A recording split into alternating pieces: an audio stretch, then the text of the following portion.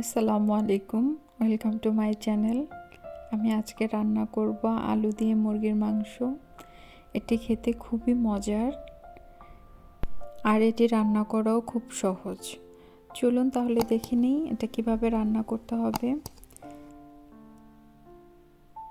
আমি প্রথমে কড়াইতে কিছুটা তেল দিয়ে নেব পরিমাণ মতন।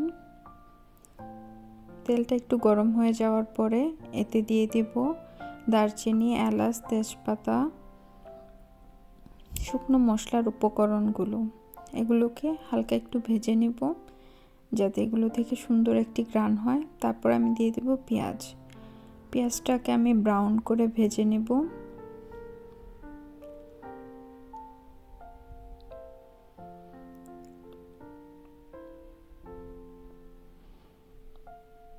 আমার পেঁয়াজ অনেকটাই ব্রাউন হয়ে গেছে।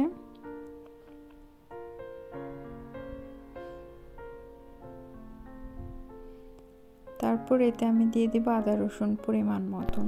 আমি এখানে 2 চামচের মতো আদা রসুন দিয়েছি। এটাকে ভালোভাবে একটু ভেজে নেব যাতে এটার কাঁচা গন্ধটা চলে যায়।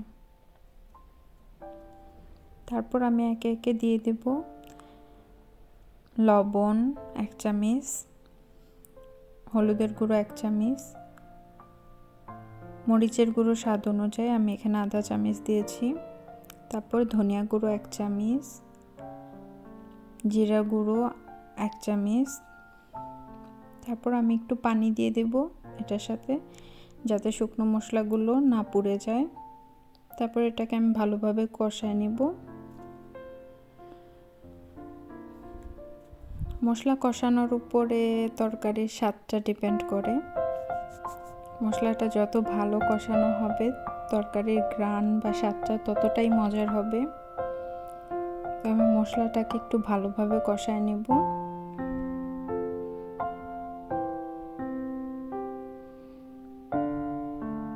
আমার মশলাটা প্রায় কষানো হয়ে গেছে। আমি এতে দিয়ে দেব আমার মুরগির মাংসগুলো। এখানে আমি প্রায় 2 কেজির মতো মুরগির মাংস নিয়েছি।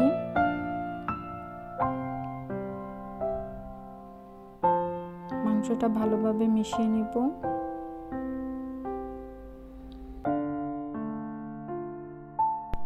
মাংসটাকে আমি চুলার মিডিয়াম হিটে ভালোভাবে কষিয়ে নেব। মাংসটা কষানো হয়ে যাওয়ার পরে আমি এতে দিয়ে দিব আলু। কেটে রাখা আলুগুলো আমি মিক্স করে নিব। আলুটাকে অল্প সময়ের জন্য আমি কষিয়ে নিব।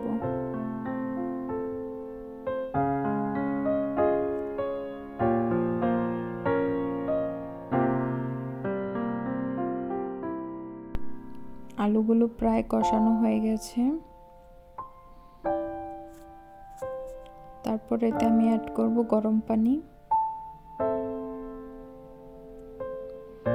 আমি তরকারিটা ঝোল রাখবো তাই আমি একটু বেশি পানি দিয়েছি। আমি এখানে 4 থেকে 5টি কাঁচামরিচ দিয়ে দিব।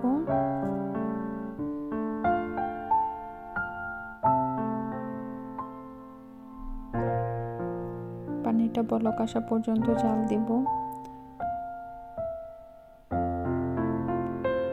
মাংসটা প্রায় হয়ে গেছে। আমি এখন দিয়ে দেব ভাজা জিরা গুঁড়ো।